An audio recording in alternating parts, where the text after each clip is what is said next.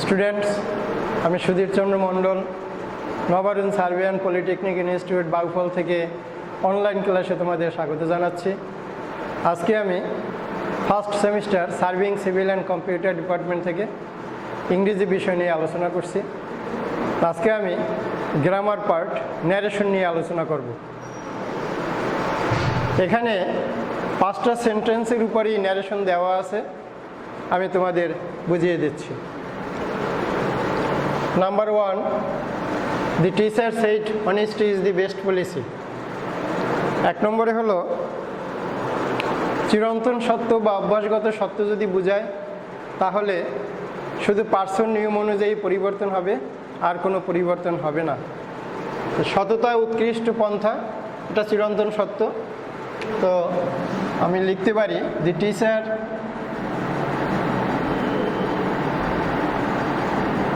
said that honesty is the best policy.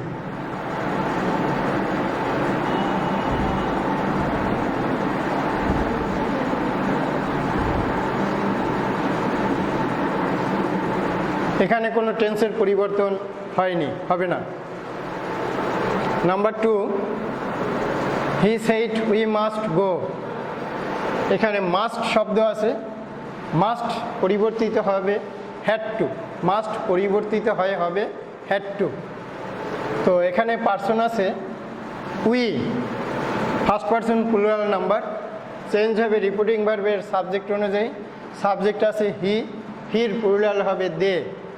আমি লিখতে পারি হি সেড দ্যাট, উই পরিবর্তিত হবে হির প্লুরালে দে। যেহেতু উই প্লুরাল, এর জন্য এখানেও সাবজেক্টও প্লুরাল হবে, হির প্লুরালে দে। মাস্টের পরিবর্তে হবে had to go. Number 3, he said to the boy did you go to college. Interrogative sentence. আমরা জানি ইন্টারোগেটিভ সেন্টেন্স তৈরি করতে হলে রিপোর্টিং ভার্ব অফ সেইং পরিবর্তিত হয়ে আস্কড বা এনকোয়ার্ড অফ বা ডিমান্ডেড অফ হয়। আর সেন্টেন্সটি যদি অক্সিলারি ভার্ব দ্বারা শুরু হয় তাহলে ইফ বা ওয়েদার বসে। আর যদি who, which, what, when, why, where, how অর্থাৎ ইন্টারোগেটিভ প্রোনাউন অ্যাডভার্ব দ্বারা শুরু হয় তাহলে সরাসরি ওটাই নামবে, টেন্সের পরিবর্তন হবে। লিখে আই সেড টুর পরিবর্তে asked, I asked the boy.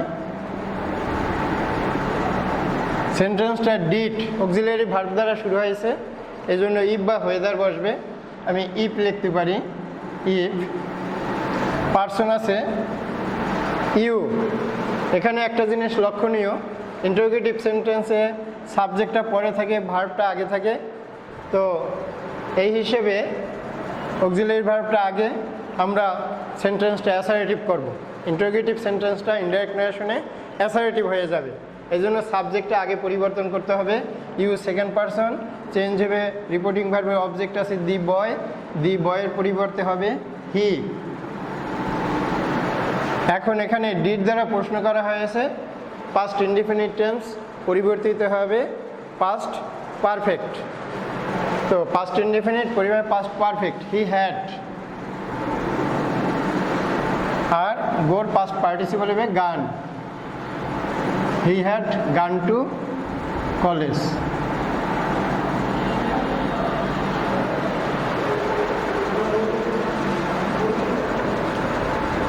Number 4, he said to me do you know me. এটাও interrogative sentence. He asked me if, you second person, change হবে রিপোর্টিং ভার্বের অবজেক্ট আছে মি, মির পরিবর্তে সাবজেক্ট আসবে আই।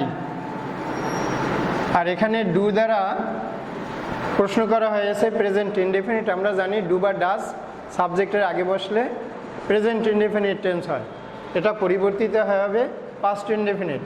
পাস্ট ইনডেফিনিটে মূল verb যেটা থাকবে সেইটার পাস্ট ফর্ম হবে, নোর পাস্ট ফর্ম হবে নিউ, KNEW, নিউ। এখানে মি আছে, ফার্স্ট পারসন চেঞ্জ হবে, এখানে সাবজেক্ট আছে হি, ফার্স্ট পারসন পরিবর্তিত হয় সাবজেক্ট অনুযায়ী রিপোর্টিং ভার্বের।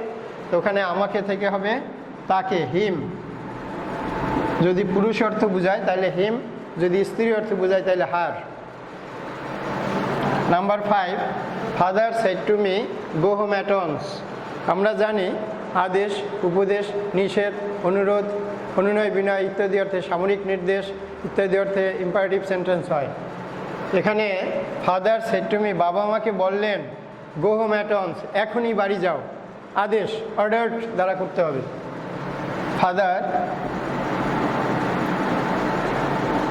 Ordered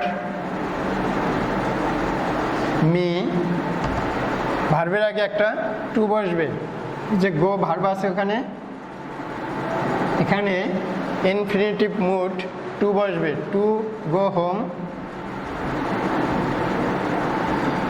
at once. সেন্টেন্সটা আছে ইম্পারেটিভে, কিন্তু এখানে সাবজেক্ট নাই, আছে ভার্ব। এই জন্য কর্তার কর্তৃত্ব না বুঝিয়ে যদি ক্রিয়ার কর্তৃত্ব বোঝায় তাহলে ইম্পারেটিভ মুডের পরিবর্তে ইনফিনিটিভ মুড টু বসবে ভার্বের আগে। এই জন্য আমি এখানে টু গো লিখছি, to go home at once. Number 6, the captain said to his soldiers halt. সামরিক নির্দেশ যদি বোঝায় তাহলে কমান্ডেড দিয়ে করতে হবে। The captain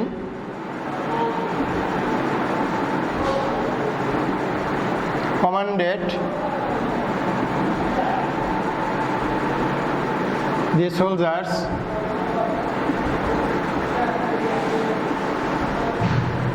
to halt.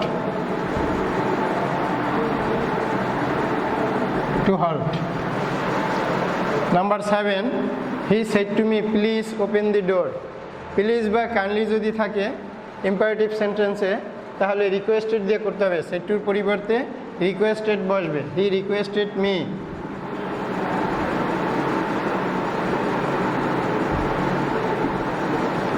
Two, এখানে ওপেন ভার্ব, এই জন্য টু ওপেন দি ডোর, ভার্বের আগে টু বসলো। Number 8, the teacher said to the students don't make a noise. নিষেধ, এখানে সেটুর পরিবর্তে হবে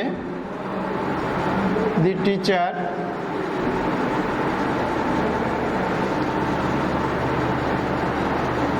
ফরবিড দ্বারা যদি আমরা করি নিষেধ অর্থে, ফরবিড দি স্টুডেন্টস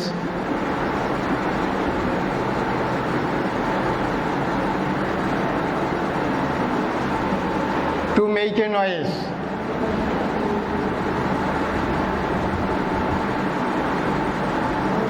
এখানে যদি ফরবিড দ্বারা করা হয়, এই ফরবিডের মধ্যেই নেগেটিভ আছে, এই জন্য এখানে নট টু লিখলাম না। আর যদি এখানে ফরবিড না দিয়ে যদি আমরা এখানে অ্যাডভাইসড দিতাম, অ্যাডভাইস দ্বারাও করা যাবে, অ্যাডভাইস দিলে তাইলে এখানে নট শব্দটা আসতো, নট টু। অ্যাডভাইস দিয়ে করলে নট আসবে, নট টু। আর যদি ফরবিড দিয়ে করি তাহলে ভার্বের আগে টু বসবে, যেহেতু এখানে ফরবিডই নিষেধ অর্থ দেওয়া আছে।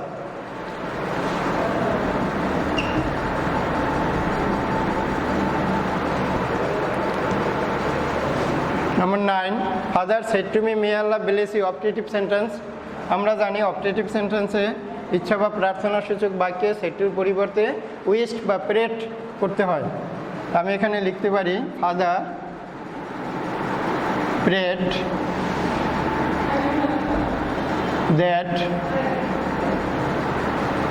দ্যাট, এখানে আল্লাহ সাবজেক্ট, আল্লাহ আসবে সাবজেক্টে, এরপরে মাইট বসবে, মেয়ের পাস্ট ফর্মে মাইট, মেয়ে থাকলেও না থাকলেও সাবজেক্টের পরে মাইট বসবে, আল্লাহ মাইট ব্লেস।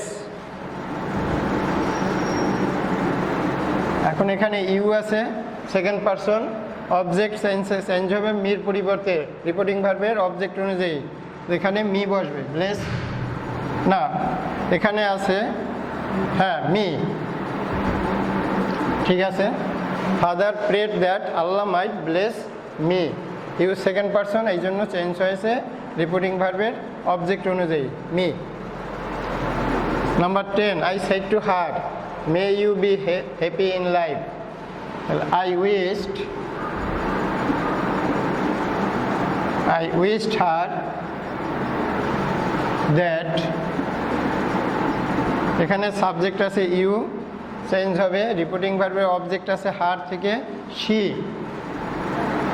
সাবজেক্ট শি, মেয়ে আছে ওখানে, থাকুক বা না থাকুক সাবজেক্ট পরিবর্তন করার পর মাইট বসবে, might be happy in life.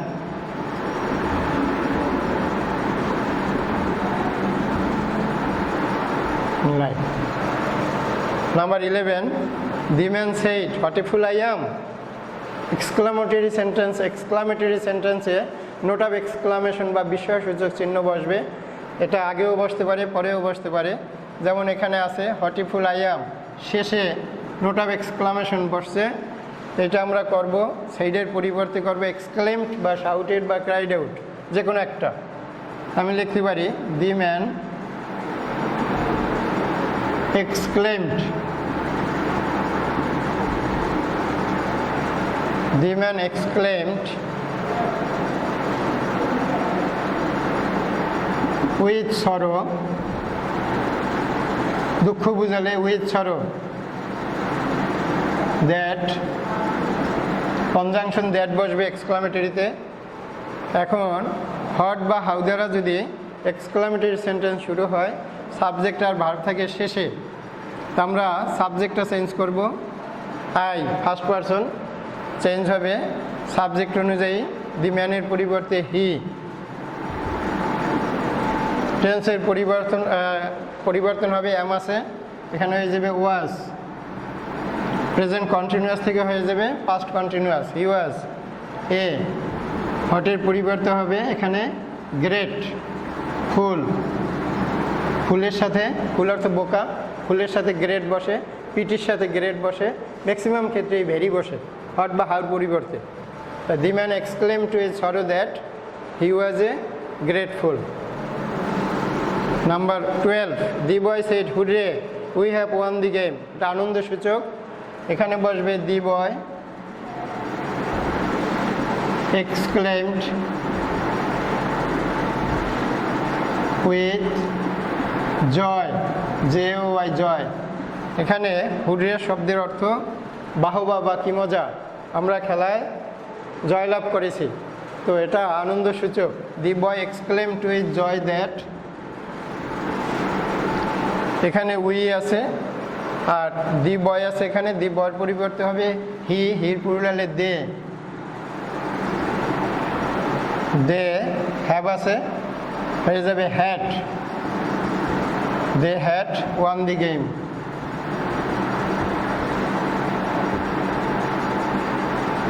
এটা আছে present, we have won the game, present perfect টেন্সে আছে হয়ে যাবে past perfect, subject we had বসছে, মূল ভার্বের পাস্ট পার্টিসিপাল ওখানে করাই আছে। তো থ্যাংক ইউ স্টুডেন্টস, আমি সব সেন্টেন্সগুলো তোমাদের ভালোভাবে বুঝিয়ে দিলাম, ভালো থেকো।